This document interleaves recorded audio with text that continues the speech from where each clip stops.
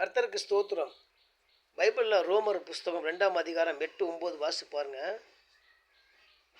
சண்டைக்காரராக இருந்து சத்தியத்துக்கு கீழ்ப்படியாமல் போகிறவங்களுக்கு கோபாக்கினே வரும்.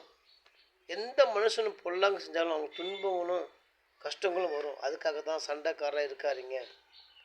சத்தியத்துக்கு கீழ்ப்படிங்க. சத்தியத்துக்கு கீழ்ப்படிங்கன்னா வசனத்தை கேட்டுட்டு வசனத்தைப்படி வாழ்கிறேன்னு தீர்மானம் பண்ணுறது. வசனம் தான் சத்தியம்.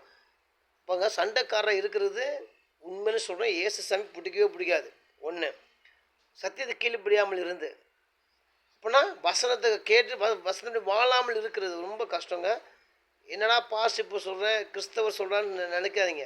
பைபிளில் வசனம் அப்படி எழுதிருக்குது. சண்டைக்காரராக இருந்து சத்தியத்தை கீழ்ப்படியாமல் இருந்தால் தேவ கோபாக்குன்னு அவங்க மேலே வரும். எந்த மனுஷனும் பொல்லாங்க சரி, எந்த மனுஷனாலும் சரி, நானாக தான் சரி, பொல்லாங்க நம்ம செஞ்சோன்னா நமக்கு துன்பங்களும் துயரங்களும் தான் பூமியில் வரும். சரிங்களா? இது சரியாக இருக்கா, இந்த மாதிரி வேதத்தின்படி நான் இருக்கிறேன்னான்னு செக் பண்ணுங்கள். இது பல நன்மையை கெடுக்கும், பல ஆசீர்வாதம் கெடுக்கும் இந்த மாதிரி வாழ்ந்தோம்னா.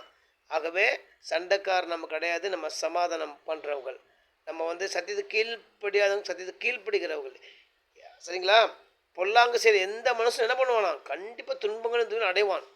தயவு செய்து இதை சரி, இந்த ஓட்டையை முதல்ல சரி பண்ணுங்க. அப்புறம் ஏசப்பாட்ட ஜெபம் பண்ணுங்க. அதுதான் உங்களுக்கு பிரயோஜனம். இல்லாட்டி உங்கள் நாள், உங்கள் டைமு, நீங்கள் தேவனை தேடுற விதம், ஆண்டுக்கு செய்கிற காலம் எல்லாம் வீணாக போயிடும். சிந்திச்சு பாருங்கள், செயல்படுங்க. பைபிள் உள்ளதை வெளிப்படுத்த வேண்டியது கிறிஸ்தவங்க வேலை, பாஸ்ட் வேலை, வேதத்தை போதிக்கிறவங்க வேலை. அதை நான் உங்களுக்கு செய்கிறேன்.